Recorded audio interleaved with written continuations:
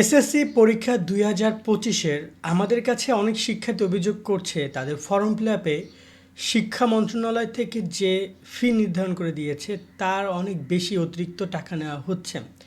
এক্ষেত্রে শিক্ষার্থীদের আসলে কত টাকা নেওয়া উচিত, যেটা সঠিক ফিগারটা কী হবে, অ্যামাউন্টটা কী হবে সেটা, তার সাথে যদি অতিরিক্ত টাকা নেয়, এই অর্থের বেশি অতিরিক্ত টাকা নেয়, সেক্ষেত্রে কী করবা, সব বিষয় নিয়ে আমরা আজকে আলোচনা করব। ২০২৫-এর এসএসসি পরীক্ষা সম্পর্কে অনেক ভিডিও ইতিমধ্যে আপলোড করেছি, যারা দেখো না দেখিনি, তোমাদের সাজেশন, তোমাদের বিভিন্ন রুলস যেগুলো রয়েছে সেগুলো নিয়ে কথা বলেছি।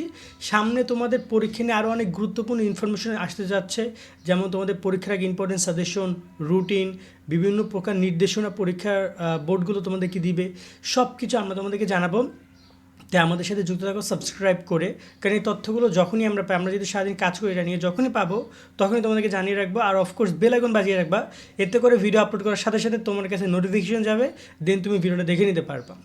তো এখানে তোমাদের পরীক্ষার ফর্ম ফিল আপে এক্স্যাক্টলি যে ফর্ম ফিল আপের অ্যামাউন্ট সেটা সম্পর্কে জানি। এটা মূলত ঢাকা শিক্ষা বোর্ড তাদের ওয়েবসাইটে নোটিশ প্রকাশ করার মাধ্যমে জানিয়েছে। প্রত্যেকটা বোর্ডে একই অর্থ, এমন না যে কোনো বোর্ডে বেশি কোনো বোর্ডে কম, তা না, সবগুলো বোর্ডে সেম। তো এখানে ঢাকা বোর্ড থেকে জানিয়েছে তোমাদের বিজ্ঞান বিভাগে ২২৪০, মানবিক বিভাগ এবং ব্যবসায়িক বিভাগে ২১২০ টাকা করে লাগবে। এখানে এটার সাথে ইনক্লুডেড থাকবে তোমার বোর্ড ফি, কেন্দ্র ফি, ব্যবহারিক সহ, মানে ওভারঅল সব কিছু মিলিয়ে শুধুমাত্র ২২৪০ এবং ২১২০ টাকা তোমাদের ফর্ম ফিল আপের ফি।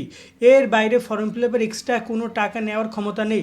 কেননা এখানে তোমরা এখানে কী কী টাকা দিচ্ছ তোমরা খেয়াল করে দেখো। তোমরা এখানে প্রতি পত্রের জন্য টাকা দিচ্ছ ১১০ টাকা করে, তোমরা ব্যবহারিক কী টাকা দিচ্ছ, তোমরা একাডেমিক ট্রান্সক্রিপ্ট যখন তোমরা পাস করবা সেই টাকাটা তোমরা এখনই দিয়ে দিচ্ছ, এই যে সার্টিফিকেটের টাকা তোমরা এখনই দিচ্ছ, এই যে ১৫০ টাকা। তারপরে আরও তোমার এখানে বয়েজ স্কাউট বা গার্ল স্কাউট ফি ২৫ টাকা করে, এবং এখানে রেজিস্ট্রেশন নবায়ন ফি, এগুলো সব কিছু তোমরা দিয়ে দিচ্ছ যেগুলো তোমাদের দেওয়ার কথা। সেখানে এক্সট্রা এমন কোনো অ্যামাউন্ট স্কুল তোমাদেরকে বুঝাই দিতে পারবে না, এটা স্কুলের ভুল হবে। আর এর সাথে আর যে অ্যামাউন্টটা যোগ হবে সেটা হচ্ছে তোমার বেতন। এখানে বলা হয়েছে তোমরা পরীক্ষার্থী, তুমি পরীক্ষার্থী, তুমি বেতন দিবে ৩১শে ডিসেম্বর পর্যন্ত ২০২৪, অর্থাৎ এখানে ৩১শে ডিসেম্বর পর্যন্ত পরিশোধ করার কথা বলছে। তোমাদের পরীক্ষা কিন্তু হবে এপ্রিলে, তার মানে তোমাদের কিন্তু বেতন দিবা, তোমরা বেতন দিবে না প্রায় ৪-৫ মাসের, মানে জানুয়ারি ২০২৫, ফেব্রুয়ারি ২০২৫, মার্চ ২০২৫, এপ্রিল ২০২৫, জুন ২০২৫, এই যে পরীক্ষা হবে 4-5 মাস, এইগুলো কিন্তু তোমরা বেতন দিবে না। কারণ তোমাদের শিক্ষাবর্ষ ধরা হয়েছে সেই ২০২৩ থেকে, ২৩-এর পুরো 1 বছর টাকা দিছো, বেতন দিছো, ২৪-এর 1 বছর টাকা দিবা, ২৫-এ টাকা দিবে না। তোমরা একজন স্টুডেন্ট সর্বমোট ২৪ মাসে বেতন দিবে। আমি বুঝাইতে পারলাম? এইটুকু সিম্পল ক্যালকুলেশন। ২৪ মাসে বেতন দিবে, এবং ২৪ মাসের বেতন যদি তোমার স্কুলে হয় ১০০ টাকা করে, তাহলে তুমি ২৪ মাসে ২৪০০ টাকা। তুমি যদি এর আগে ধরো না, তুমি ক্লাস 9-এ যখন পরীক্ষা দিচ্ছ, বার্ষিক পরীক্ষা, তখন তোমাকে স্কুল তো বেতন নিছে, তাই না? তোমার এখানে যখন তোমার প্রি টেস্ট হয়েছে, টেস্টের সময় তো বেতন নিছে। যে কয় মাসে বেতন বকেয়া আছে শুধু সেই কয় মাসে বেতন দিবা।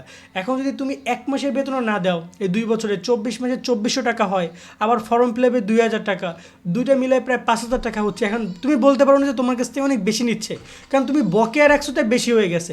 কিন্তু অ্যামাউন্ট এইটুকুই যে এখানে কোনোভাবে তোমাকে তারা বলে দিচ্ছে যে এই ফর্ম ফিল আপ এবং বেতন নিতে পারবে। কোনো পরীক্ষার্থী নবম দশম শ্রেণী সর্বমোট ২৪ মাসের বেতন এবং সেশন চার্জ যাবে না, মানে বেশি বেতন এবং সেশন চার্জ তারা দিবে না, শুধুমাত্র নবম দশম শ্রেণী ২৪ মাসে বেতন দিবে। এবং ৬ নম্বর পয়েন্টে বলে দিয়েছে যে বিজ্ঞপ্তিতে উল্লেখিত ফি এর অতিরিক্ত ফি কোনোভাবে আদায় করা যাবে না। এ সংক্রান্ত কোনো অভিযোগ পাওয়া গেলে সংশ্লিষ্ট প্রতিষ্ঠানের বিরুদ্ধে বিধি মোতাবেক ব্যবস্থা নেওয়া হবে। That's point. তোমরা অফকোর্স যদি কলেজ বা স্কুল তোমাদের কাছ থেকে তোমার ফর্ম ফিল আপের অর্থ এবং বেতন নেয়, এই দুইটা অর্থ যদি নেয়, এর বাইরে কোনো টাকা নিতে পারবে না। এখানে বাইরে বলতে আমি বোঝাচ্ছি বেশিরভাগ স্কুল তারা তাদের কোচিং ফি নামে একটা টাকা নেয় ১,০০০-১,৫০০ টাকা কইরা। এখন এই কোচিংয়ের মানে আছে, মানে অপশনাল আছে, তুমি চাইলে কোচিং নাও করতে পারো, সেক্ষেত্রে তুমি টাকা দিবা না, তুমি শুধু ফর্ম ফিল আপ আর বেতনের টাকা দিয়ে ফর্ম ফিল আপ করে আসবে, তুমি কোচিং করবে না। সেক্ষেত্রে কোচিংয়ের টাকা যদি নেয় বা এক্সট্রা আরও অনেক ভাউচার টোচার দেখায় যে অমুক তমুক বিল দিতে হবে, এটা দিতে হবে, ওটা দিতে হবে, দিয়ে তোমাদের কাছ থেকে অনেক টাকা নেয়, তাহলে তোমরা অবশ্যই ৪-৫ জন গিয়ে বা অভিভাবক গিয়ে বোর্ডে লিখিত জানাবা, তোমরা পেপার পত্রিকায় জানাতে পারো। তাছাড়া উপজেলা শিক্ষা অফিসার যিনি আছেন বা জেলা শিক্ষা অফিসার তাদেরকে জানাতে পারো, তারা অবগত রেখে এই ব্যাপারটা সমাধান করে দিবে। কেননা এক্সট্রা ১ টাকাও তারা নিতে পারবে না বেতন এবং ফর্ম ফিল আপের বাইরে, এইটুকুই কথা।